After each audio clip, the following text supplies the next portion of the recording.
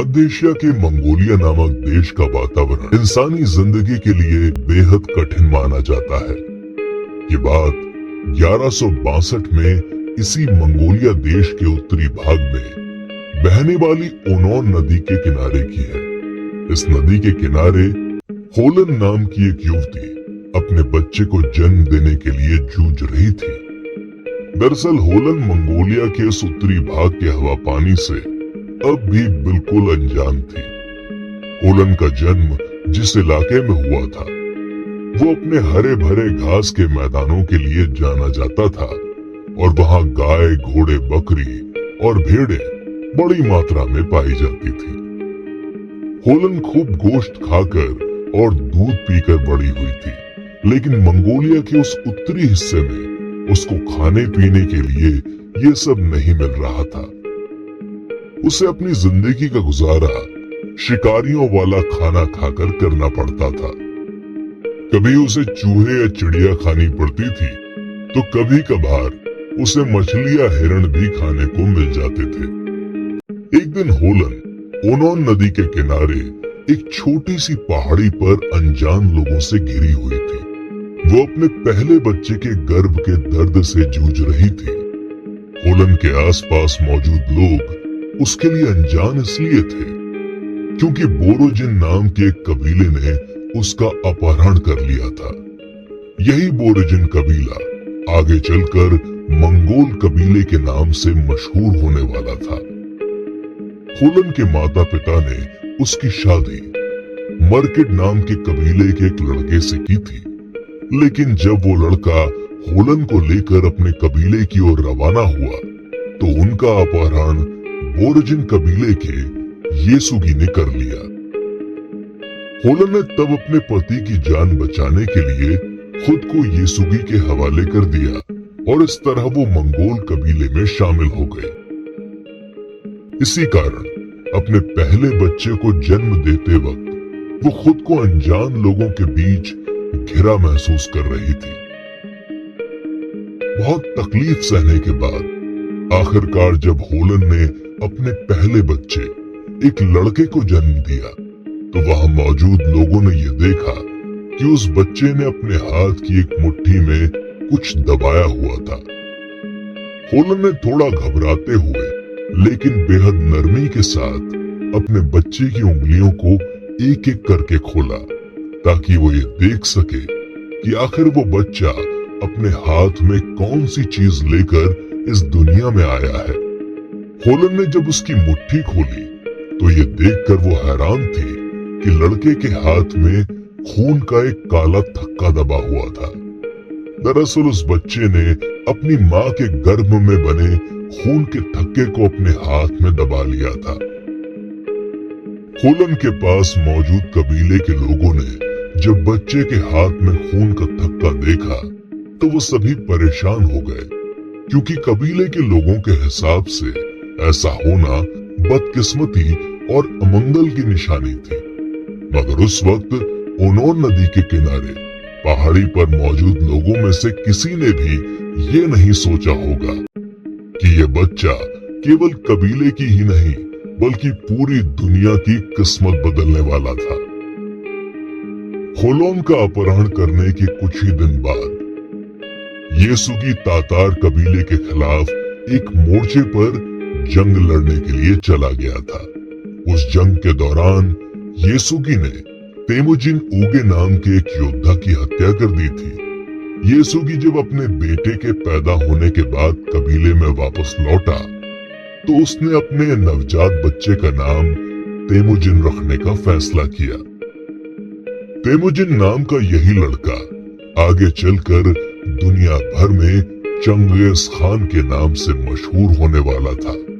Genghis Khan का नाम हम में से ज्यादातर लोगों ने सुना है। मंगोलिया के दूर दराज के मैदानी इलाकों के इस कबीलाई लड़ाके का नाम हमारे मुहावरे और कहानियों में अक्सर सुनाई पड़ता है। लेकिन चंगेज खान का संबंध केवल हिंदुस्तान की कहानी और किस्सों से नहीं है, बल्कि चंगेज खान की जिंदगी में हिंदुस्तान एक बेहद अहम स्थान रखता था। क्या आप जानते हैं कि चंगेज खान ने अपने एक हिंदुस्तानी साथी की मौत को अपना अपमान मानते हुए दुनिया के सबसे खूनी अभियानों में से एक अभियान शुरू किया था? क्या आप जानते हैं कि चंगेज खान खुद हिंदुस्तान की सीमा पर मुल्तान शहर तक पहुंच गया था, लेकिन हिंदुस्तान पर कब्जा करने के अपने सपने को भुलाकर उसे वापस लौटना पड़ा। अगर आप इन सब बातों से अनजान हैं, तो आज की ये ऑडियो बुक आपके लिए ही है। आज आपको केवल हिंदुस्तान और चंगेज खान के बीच के रिश्ते के बारे में जानने को ही नहीं मिलेगा, बल्कि आपको चंगेज खान की जिंदगी के कुछ अनछुए पहलुओं के बारे में भी जानने का मौका मिलेगा, जिनके बारे में बहुत कम ही लोग जानते हैं। मध्य एशिया के मैदानी कबीले में पैदा हुआ एक बच्चा कैसे दुनिया के सबसे बड़े साम्राज्यों में से एक की स्थापना करता है, ये वाकई एक बेहद दिलचस्प कहानी है। सिकंदर महान को भले ही दुनिया का सबसे बड़ा विजेता माना जाता है, लेकिन चंगेज खान ने दुनिया के जितने बड़े हिस्से पर राज किया था, उसके सामने सिकंदर की दुनिया बहुत छोटी नजर आती है। चंगेज खान का नाम आज भले ही ज्यादातर लोग आतंक और खून खराबे से जोड़कर देखते हैं, लेकिन चंगेज खान के खून खराबे और आतंक के पीछे की वजह जानना भी बेहद जरूरी है। चंगेज खान की जिंदगी बेहद कठिन हालातों में गुजरी थी, जो दिलचस्प किस्से और कहानियों से भरपूर है। भले ही मंगोलों का कबीला इलाका दुनिया से कटा हुआ था, लेकिन इसके बावजूद उन्हें दुनिया में हो रही घटनाओं की पूरी जानकारी रहती थी। चंगेज खान के पैदा होने से कई साल पहले मुसलमान, ईसाई, हिंदू और बौद्ध धर्म के लोगों ने मंगोल कबीला इलाकों में खुद को स्थापित करने की कोशिश की थी, मगर वहां के वातावरण और कठिन जीवन को वो सह नहीं पाए। उत्तरी मंगोलिया के कबीले चीन और मध्य एशिया के साथ व्यापारिक, धार्मिक और सैन्य रूप से जुड़े हुए थे। वहीं उत्तरी मंगोलिया के ये कबीले सिल्क रूट से पूरे तरीके से कटे हुए थे, क्योंकि सिल्क रूट गोबी रेगिस्तान के दक्षिण से गुजरता था, मगर इसके बावजूद सिल्क रूट से गुजरने वाले बेशकीमती सामानों की जानकारी इन कबीलों तक पहुंच जाती थी। इस कबीले के लोगों को यह मालूम था कि दक्षिण में सिल्क रूट की ओर खजाना मौजूद था, लेकिन इन बंजारे कबीलाई लोगों के लिए दक्षिण तक पहुंचने की बात असंभव सी मालूम होती थी। ऐसा इसलिए था क्योंकि उत्तरी मंगोलिया के ये कबीले आपस में लड़ने में ही अपना ज्यादातर वक्त गुजार देते थे। इसके अलावा ये कबीले बेहद छोटे छोटे हिस्सों में बटे हुए थे, जिस वजह से इनकी शक्ति केंद्रित नहीं थी। इन सब के अलावा कबीले के लोगों के पास जो समय बचता था, उसमें वो अपने खाने पीने के लिए शिकार ढूंढने में लगे रहते थे। तेमुजिन के बचपन के बारे में ज्यादा जानकारियां मौजूद नहीं है, लेकिन ऐसा माना जाता है कि तेमुजिन के पिता की नजरों में उसका महत्व बहुत ज्यादा नहीं था। ऐसा कहा जाता है कि एक दिन जब बोरेजिन कबीला अपने रहने की जगह बदल रहा था, तब तेमुजिन के पिता येसुगी उसे पीछे भूलकर चले गए थे। उस दौरान तेमुजिन की देखभाल दूसरे कबीले के सरदार द्वारा की गई थी। इसके कुछ समय बाद उस दूसरे कबीले के सरदार ने तेमुजिन को उस कबीले तक सुरक्षित और सकुशल पहुंचा दिया था। वहीं केवल 9 साल की उम्र में ही येसुगी तेमुजिन को लेकर उसके लिए लड़की ढूंढने चले गए थे। तेमुजिन की माँ ये चाहती थी कि उसके बेटे की पत्नी भी उन्हीं के कबीले की कोई लड़की हो। उस दौर में कबीलों की ये परंपरा थी कि लड़की से शादी करने से पहले लड़के को लड़की के माता पिता के घर कुछ सालों तक सेवाएं और उपहार देने होते थे। ऐसा कहा जाता है कि तेमुजिन के पिता येसुगी उसे घर से दूर केवल इसलिए नहीं ले गए थे ताकि वो उसके लिए एक लड़की ढूंढ सके। दरअसल तेमुजिन के पिता को यह मालूम था कि उनके मरने के बाद तेमुजिन और उसके सौतेले भाई बेक्टर के बीच कबीले के सरदार की गद्दी को लेकर खूनी संघर्ष होने की संभावना है। मगर तेमुजिन के मुकाबले येसुगी अपने बड़े बेटे बेक्टर को ज्यादा पसंद करता था। इसी कारण वो कबीले के सरदार की गद्दी बेक्टर के लिए सुरक्षित रखना चाहता था।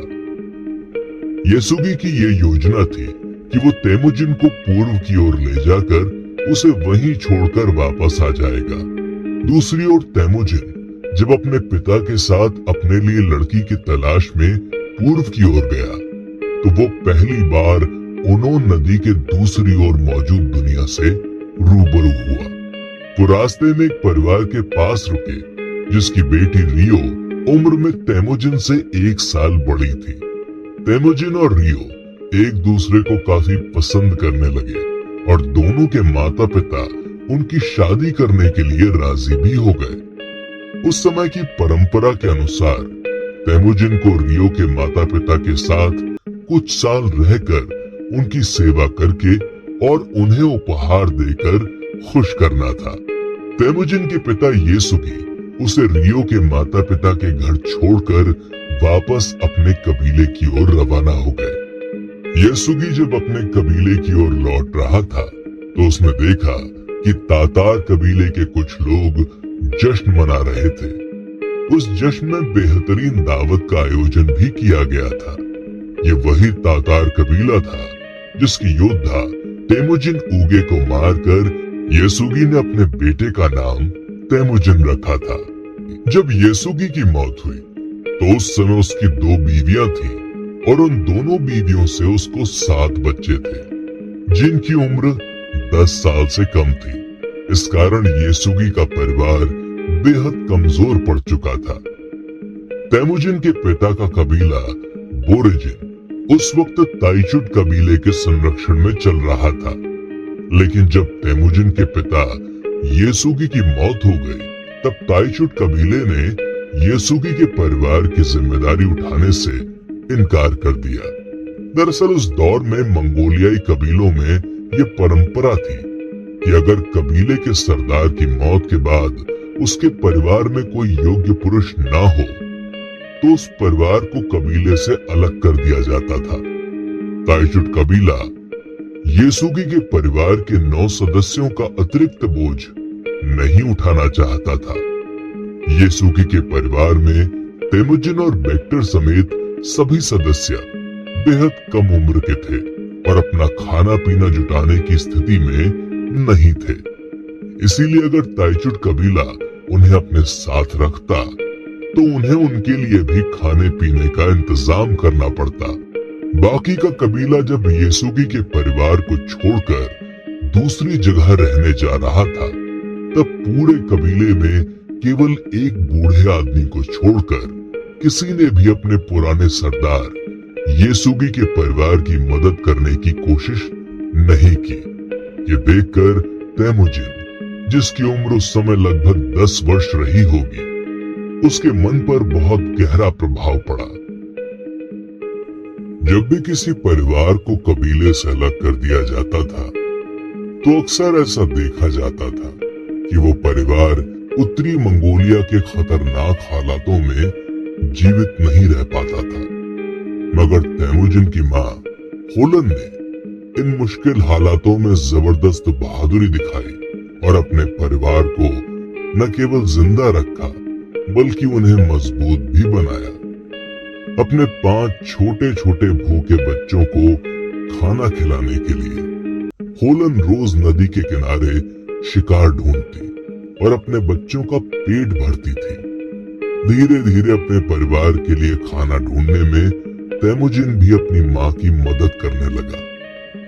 तेमुजिन ने लकड़ी के तीरों की नोक पर नुकीली हड्डियों को लगाकर मैदानों में चूहों का शिकार करना शुरू कर दिया। जैसे जैसे होलन के बच्चे बड़े होने लगे उन्होंने बड़े बड़े शिकार करना शुरू कर दिया। अब होलन के परिवार की खाना जुटाने की समस्या काफी हद तक सुलझ चुकी थी। लोग आज भी अक्सर इस बात को जानकर हैरान हो जाते हैं कि कैसे एक कबीले से निकाला गया बंजारा लड़का मंगोल दुनिया का महान खान बनकर उभरा। मगर शायद तैमुजिन का कठिन बचपन और उसके बचपन के हालातों ने ही उसे इतना मजबूत बनाया, जिसकी बदौलत वो आगे चलकर दुनिया के सबसे बड़े साम्राज्य की स्थापना कर पाया। एक बार जब तैमुजिन अपने भाइयों के साथ मछली पकड़ने गया तो उसके हाथ एक मछली लग गई, मगर तैमुजिन ने जो मछली पकड़ी थी उसे उसके बड़े भाई बेक्टर ने उससे छीन लिया। जब तैमुजिन ने अपने बड़े भाई बेक्टर की शिकायत अपनी माँ से की तो उसकी माँ ने भी बेक्टर की तरफदारी की। दरअसल उस दौर के मंगोलिया के कबीलों में ये परंपरा थी कि एक परिवार में जिस पुरुष की उम्र सबसे ज्यादा होती थी, घर में उसी की बात मानी जाती थी और वही परिवार का मुखिया होता था। इस तरह से बेक्टर अपने पिता की मौत के बाद अपने परिवार में सबसे वरिष्ठ सदस्य था। तैमुजिन को यह बात बिल्कुल भी हजम नहीं हुई, जिससे उसके मन में असंतोष पैदा हो गया। इसके चलते उसकी अपने सौतेले बड़े भाई बेक्टर के साथ अक्सर लड़ाइयां होने लगी। जब भी तैमुजिन और बेक्टर की लड़ाई होती तो तैमुजिन की माँ बेक्टर की तरफदारी किया करती थी। बेक्टर और तैमुजिन जैसे जैसे बड़े होने लगे, उनके बीच की तकरार भी बढ़ने लगी। तैमुजिन जानता था कि उसे अपना प्रभाव बढ़ाने के लिए अपने रास्ते से अपने बड़े भाई बेक्टर को हटाना होगा। वो ये तय कर चुका था कि वो अपने सौतेले बड़े भाई बेक्टर की हत्या करेगा। तैमुजिन की इस योजना में उसका छोटा भाई खसर भी उसका सहयोग करने के लिए तैयार हो गया। तैमुजिन और खसर दोनों ही होलन के बेटे थे और आपस में सगे भाई थे। तैमुजिन और खसर अपने बड़े भाई बेक्टर को मारने की योजना बनाकर उसकी हत्या करने निकल पड़े। उन्होंने देखा कि बेक्टर एक टीले पर बैठकर मैदानों की ओर देख रहा है। दोनों भाई बेहद होशियारी के साथ घास में छिपकर पीछे से उस पर आक्रमण करने पहुंचे। तैमुजिन ने बेक्टर की पीठ पर तीर मारा और खसर ने उसके सीने पर। अपने बड़े भाई को मारने की यह घटना तैमुजिन के जीवन की सबसे प्रभावशाली घटनाओं में से एक थी। ये एक ऐसी घटना साबित हुई जिसने तैमुजिन के जीवन को बिल्कुल बदल कर रख दिया। तैमुजिन की माँ को जब इस घटना का पता चला तो उसके गुस्से की कोई सीमा नहीं रही। तैमुजिन की माँ को पहले से ही इस बात का डर था कि अपने हाथ में खून का काला थक्का लेकर पैदा होने वाला उनका बेटा अमंगल और अशुभ काम कर सकता है। अभी तक होलन के परिवार को केवल कबीले से निकाला गया था, लेकिन उन्हें अपराधियों की नजर से कभी देखा नहीं जाता था। मगर तैमुजिन द्वारा बेक्टर की हत्या के बाद ये तस्वीर पूरे तरीके से बदल गई। तैमुजिन अपने परिवार के साथ जिस इलाके में रहता था उस पर ताइचुट कबीले का अधिकार था, जिसने तैमुजिन परिवार को अब अपराधी घोषित कर दिया था। अपने सौतेले बड़े भाई की हत्या करने के बाद जब तैमुजिन को यह पता चला कि ताइचुट कबीला उसे ढूंढ रहा था तो वो पहाड़ों में जाकर छिप गया। मगर तैमुजिन की ये कोशिश असफल साबित हुई और वो ताइचुट कबीले के हाथ लग गया। ताइचुट कबीला जहाँ रहता था वहाँ कई सारे कैदियों के परिवारों को भी रखा जाता था, जिनसे मजदूरी का काम करवाया जाता था। ताइचुट कबीले के कुछ नेताओं का यह मानना था कि तैमुजिन को मौत की सजा देनी चाहिए, लेकिन इस बात पर कबीले के सभी नेताओं में सहमति नहीं बन पा रही थी। इसीलिए जब तक कोई अंतिम फैसला नहीं तय हो जाता तब तक तैमुजिन को कुछ दिनों के लिए एक कैदी परिवार के साथ रखने का आदेश दिया गया। तैमुजिन जिस कैदी परिवार के साथ रहता था उन्होंने उसकी बहुत सहायता की। एक रात तैमुजिन ने बेहद चालाकी के साथ ताइचुट कबीले के चंगुल से भागने की योजना बनाई। मगर उसके गले में एक लोहे का पट्टा डला हुआ था, जिसकी वजह से उसका भागना नामुमकिन था। तब उस कैदी परिवार ने तैमुजिन के गले में बंधे पट्टे को तोड़कर आग में जला दिया, जिसकी वजह से वो ताइचुट कबीले के चंगुल से बचकर भाग निकला। ताइचुट के कबीले से बचकर निकलना तैमुजिन की जिंदगी की एक और महत्वपूर्ण घटना थी। एक ऐसा कैदी परिवार जिनसे उसका कोई रिश्ता नहीं था, उन्होंने उसकी जान बचाने में मदद की। वहीं दूसरी ओर ताइचुट का कबीला था, जिसके साथ उसके खानदानी रिश्ते होने के बावजूद वो उसे मारने की कोशिश कर रहे थे। अपनी जिंदगी की इस घटना से तैमुजिन के अंदर ये विश्वास पैदा हो गया कि अपने रिश्तों और परिवार के बाहर भी लोगों पर भरोसा किया जा सकता है। इसके साथ ही उसके मन में उच्च वर्ग के लोगों के खिलाफ अविश्वास की भावना भी जाग गई। आमतौर पर मंगोल कबीलों में अपने खानदान और रिश्तों के बाहर के लोगों को दुश्मन माना जाता था, इसीलिए उनके साथ संबंध नहीं रखे जाते थे। लेकिन तैमुजिन ने अपनी जिंदगी में एक बहुत बड़ा सबक सीखा।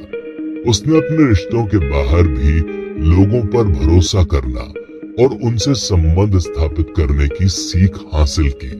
तैमुजिन ने ताकतवर लोगों के साथ अपने संबंध स्थापित करने की शुरुआत जमूखा नाम के एक लड़के के साथ की, जो उम्र में उससे थोड़ा बड़ा था। जमूखा का परिवार अक्सर ओनोन नदी के किनारे रहने आया करता था, जहां तैमुजिन भी अपने परिवार के साथ रहता था।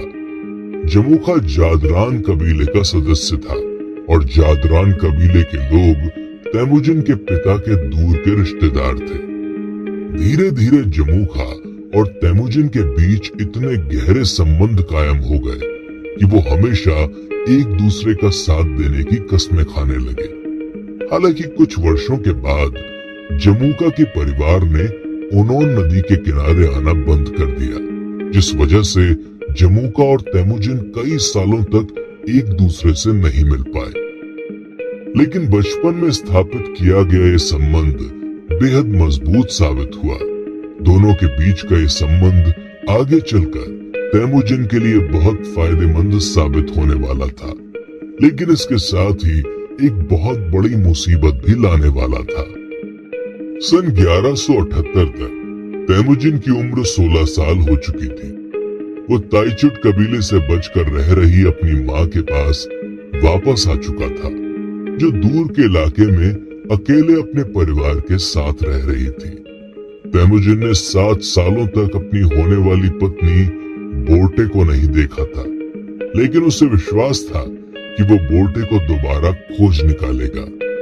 अपनी होने वाली पत्नी को ढूंढने के लिए तैमुजिन अपने छोटे सौतेले भाई बेलगुटेई के साथ पूर्व की ओर निकल पड़ा।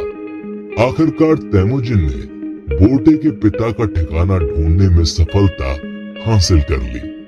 जब तैमुजिन अपनी होने वाली पत्नी बोर्टे के घर पहुंचा, तो उसे जानकर बेहद खुशी हुई कि बोर्टे अब तक उसका इंतजार कर रही थी। बोर्टे की उम्र उस वक्त लगभग 17 या 18 साल थी और उसकी उम्र में लड़कियों की शादी अक्सर हो जाया करती थी। मगर बोर्टे को इस बात का यकीन था कि तैमुजिन उसे लेने एक दिन जरूर आएगा। बोर्टे के पिता को तैमुजिन और ताइचुट कबीले के बीच हुए टकराव के बारे में पता था, लेकिन इसके बावजूद उन्होंने तैमुजिन को बोर्टे के लिए एक अच्छा लड़का पाया और उनकी शादी को मंजूरी दे दी। शादी के बाद तैमुजिन अपने छोटे भाई बेलगुटी और नई पत्नी बोर्टे के साथ वापस अपने घर की ओर रवाना हो गया। उस समय की परंपरा के हिसाब से जब भी मंगोलियाई कबीलों में कोई लड़की शादी के बाद लड़के के घर जाती थी, तो वो अपने सास और ससुर के लिए एक एक कपड़े का जोड़ा लेकर आती थी। क्योंकि तैमुजिन के पिता की मौत हो चुकी थी, इसीलिए बोर्टे अपने पति तैमुजिन के लिए मध्य एशिया के मैदानों के सबसे कीमती फर से बना हुआ कोट लेकर आई थी। मध्य एशिया के कबीलों के बीच शादी में बड़े बड़े तोहफे देना मुमकिन नहीं था, लेकिन उस वक्त उच्च गुणवत्ता के कपड़ों की काफी कीमत हुआ करती थी और समाज में अच्छे कपड़ों की अहमियत भी बहुत ज्यादा थी। आमतौर पर बोर्टे द्वारा दिए गए इस कोट को तैमुजिन अपने पिता को देता, लेकिन उसके पिता की मौत हो चुकी थी, इसीलिए तैमुजिन ने इस कोट का इस्तेमाल एक नया संबंध स्थापित करने के लिए किया। उसने बोर्टे द्वारा दिया गया कोट ओंग खान को देने का फैसला किया। ओंग खान तैमुजिन के पिता येसुगी का पुराना दोस्त था, लेकिन अब उनके संबंध टूट चुके थे। तैमुजिन ने ओंग खान को कोट का तोहफा देकर पुराने संबंधों को दोबारा जिंदा करने की कोशिश की। तैमुजिन को उम्मीद थी कि ओंग खान के साथ दोस्ती बढ़ाकर वो अपने परिवार के लिए सुरक्षा हासिल कर सकता था और अपने संबंध बढ़ा सकता था, और तैमुजिन अपने प्रयास में सफल भी रहा। ओंग खान केरिट कबीले का सदस्य था, जो मध्य एशिया के मैदानों के सबसे बेहतरीन इलाकों में रहता था। दूसरे मंगोलियाई कबीलों के मुकाबले केरिट कबीला बिखरा हुआ नहीं, बल्कि एकजुट होकर रहता था। केरिट कबीले के भीतर कई छोटे छोटे कबीले एक साथ और एक ही खान के नेतृत्व में रहा करते थे। इस वजह से मध्य एशिया के मैदानों में केरिट एक बहुत ताकतवर कबीला माना जाता था। ओंग खान इस केरिट कबीले का सरदार था। तैमुजिन जब उसके पास कोट लेकर पहुंचा तो उसने उस तोहफे को बेहद खुशी के साथ स्वीकार कर लिया। ओंग खान की तैमुजिन के पिता के साथ एक समय बहुत गहरी दोस्ती थी। तैमुजिन के पिता के साथ उन्होंने कई युद्ध लड़े थे और कई दफा दोनों ने एक दूसरे की जान बचाई थी। ओंग खान ने तैमुजिन को अपने कबीले में अपने बेटे की तरह शामिल होने का प्रस्ताव दिया। वो तैमुजिन को स्थानीय नेता बनने का मौका देने को भी तैयार था, लेकिन तैमुजिन ने सबको हैरान करते हुए ओंग खान के इस प्रस्ताव को मानने से इनकार कर दिया। तैमुजिन ने कहा कि वो ओंग खान से केवल अपने परिवार की सुरक्षा की उम्मीद करता है और उनके कबीले के साथ अपने संबंध कायम रखना चाहता है। केरिट कबीले के साथ सुरक्षा का समझौता करके तैमुजिन ने अब तक अपनी जिंदगी की लगभग सभी मुसीबतों को खत्म कर दिया था। उसे अब ताइचुट कबीले से किसी प्रकार का खतरा नहीं था, क्योंकि मध्य एशिया के 3 सबसे अधिक ताकतवर कबीलों में से एक कबीला केरिट भी था। इस तरीके से मध्य एशिया के मैदानों पर अब सबसे अधिक ताकतवर कबीलों में से एक का सहयोग तैमुजिन को हासिल हो चुका था। वो वापस अपने परिवार के पास पहुंच गया, जहां वो कुछ समय अपनी पत्नी बोर्टे के साथ बिताना चाहता था। तैमुजिन के लिए ये एक नई शुरुआत थी, क्योंकि उसके जीवन में अब किसी प्रकार की बड़ी चिंता नहीं थी। मगर यदि तैमुजिन ये सोच रहा था कि उसकी जिंदगी की मुसीबतें खत्म हो गई हैं, तो ये शायद उसकी एक बहुत बड़ी गलतफहमी थी। चलिए अपने अगले एपिसोड में जानते हैं कि आखिर ऐसा क्या हुआ जिसकी वजह से तैमुजिन को एक बार फिर अपनी जान बचाने के लिए भागना पड़ा। ऐसा कहा जाता है कि तैमुजिन शायद अपने कबीले का सरदार बने रहकर भी खुश रह सकता था, लेकिन मंगोलियाई कबीलों के लगातार आपस में लड़ते रहने की आदत के कारण ये मुमकिन नहीं हो सका। ओंग खान से अपनी सुरक्षा का सौदा करने के बाद तैमुजिन अपने परिवार के साथ शांति से रहने एक दूर इलाके में चला गया, मगर यहाँ भी मुसीबतों ने उसका पीछा नहीं छोड़ा। जैसा कि हमने पहले बताया था कि तैमुजिन के पिता ने उसकी मां होलन का अपहरण मर्केट कबीले से करने के बाद उससे शादी कर ली थी। अब यही मर्केट कबीला उस अपहरण का बदला लेने के लिए तैयार था और अपनी नजर तैमुजिन के परिवार पर जमाए बैठा था।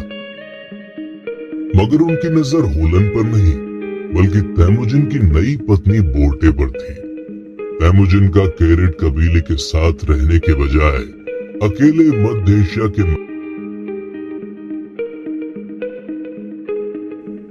ख्वारिज़म साम्राज्य को अपने कब्जे में लेने के बाद चंगेज खान ने अपनी फौज को दो हिस्सों में बांट दिया।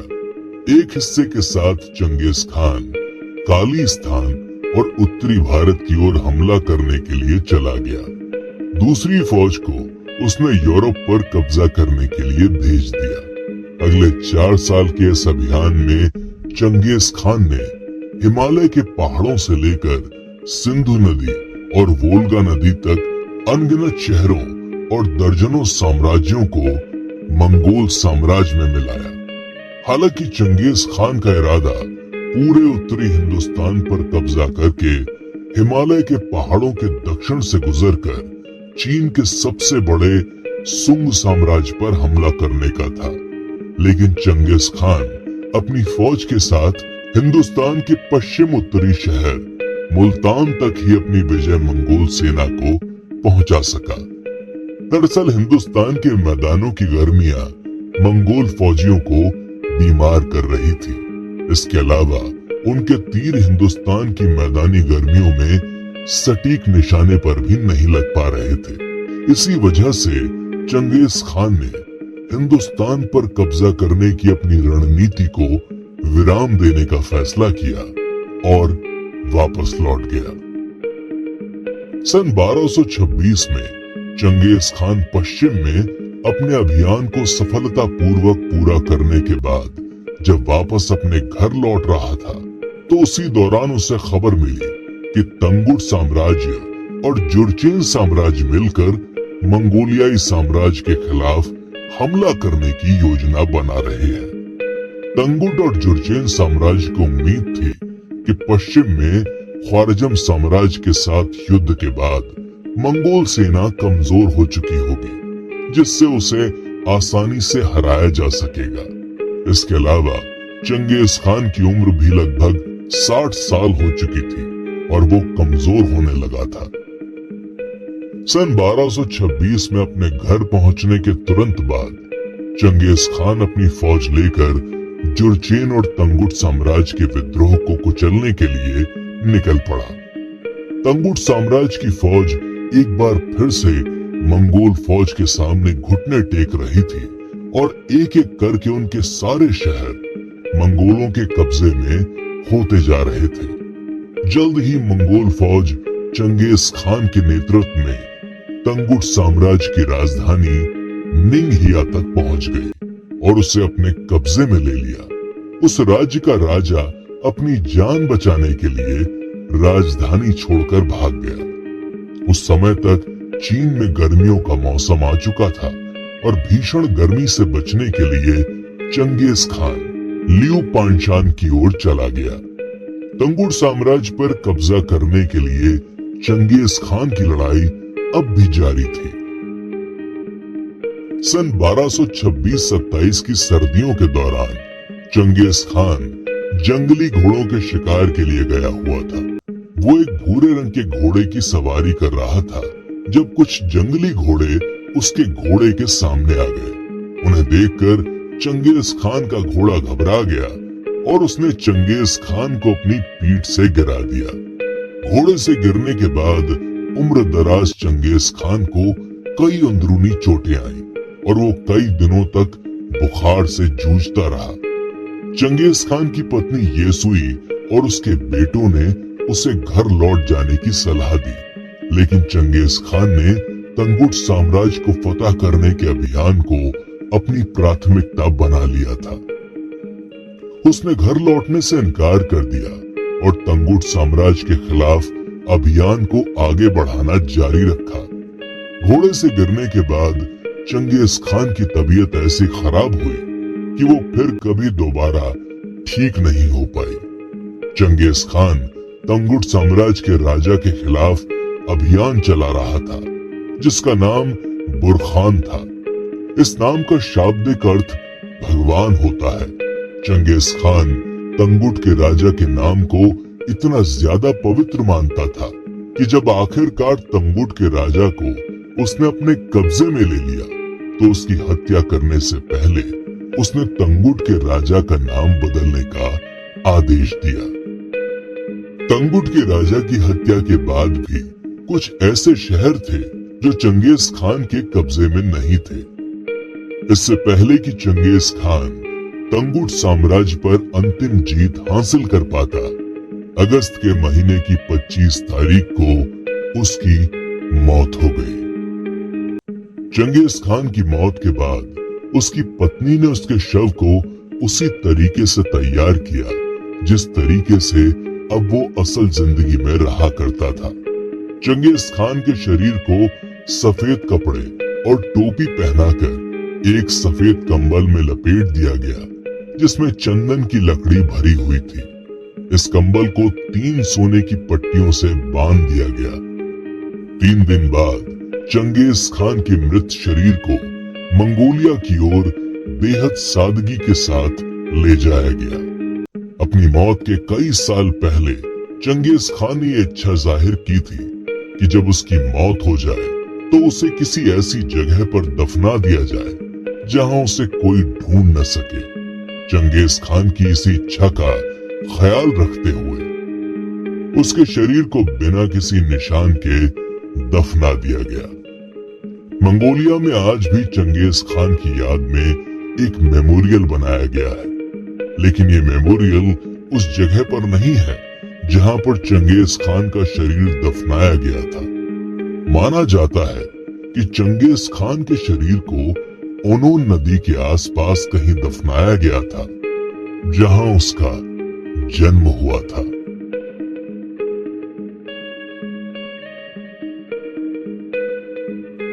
चंगेज खान ने उस दौर में दुनिया का सबसे बड़ा साम्राज्य कैसे खड़ा कर दिया, ये बात वाकई में गौर करने वाली है। वहीं अलग अलग इतिहासकारों और विद्वानों के इस बारे में अलग अलग विचार हैं, मगर एक बात तो तय है कि चंगेज खान अपने दौर का बेहद बुद्धिमान और पक्की सोच रखने वाला इंसान था।